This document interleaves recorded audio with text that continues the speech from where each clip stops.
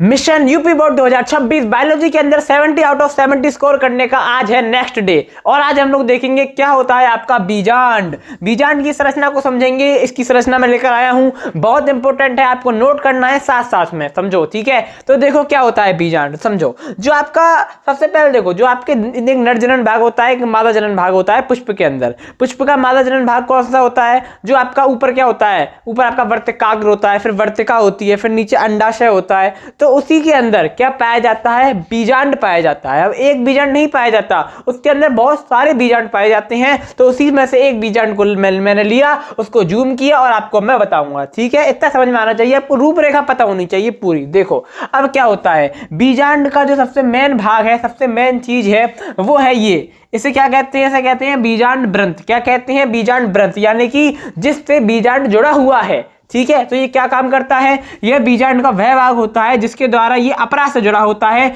बीजांड पर उपस्थित वह बिंदु जहां पर बीजांड ब्रंथ इसके साथ संपर्क में आता है, उसे क्या कहते हैं? हाइलम कहते हैं या फिर नाभिका कहते हैं। ये आपका बीजांड ब्रंथ है, ठीक है। अब ये किससे जुड़ा है? ऊपर जाके ये जो बीजांड, इससे जुड़ा है बीजांड से। तो ये पूरा बीजांड जिससे जुड़ा है, इस बिंदु को हम क्या कहेंगे? हाइलम कहेंगे, अथवा आप नाभिका कह सकते हो, नो टेंशन, ठीक है। उसके बाद अगला पार्ट होता है अध्यावरण। अध्यावरण क्या होता है? तो आपको ये दिख रहा है, ये दिख रहा है, ये और आपको ये,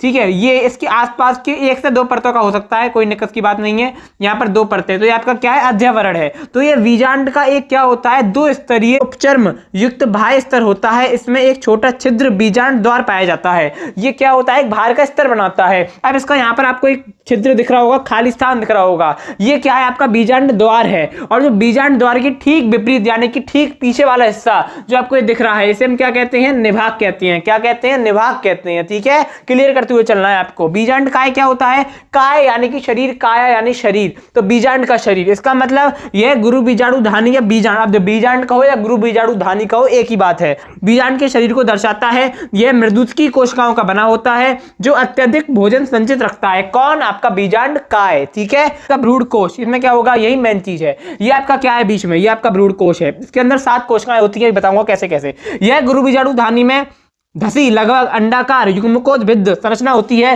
भ्रूण कोश अत्यधिक पतले टेक्टोसेलुलोज स्तर द्वारा घिरा होता है। अंदर की ओर 7 कोशिकाओं से युक्त होता है। भ्रूण कोश की ये सभी कोशिकाएं जीव द्रव्य तंतु द्वारा जुड़ी होती हैं। इसके अंदर कितनी कोशिकाएं हैं? 7 कोशिकाएं। उनके नाम सुन लो। यहाँ पर क्या होती हैं? प्रतिमुखी कोशिकाएं होती हैं। यहाँ पर 2 सहायक कोशिकाएं होती हैं और 1 अंड कोशिका होती है। और बीच में आपके क्या होते हैं? ध्रुवीय केंद्रक होते हैं, ठीक है। आशा करता हूं कि आपको समझ में आ गया। नई क्लास में नए टॉपिक के साथ में, तब तक के लिए धन्यवाद।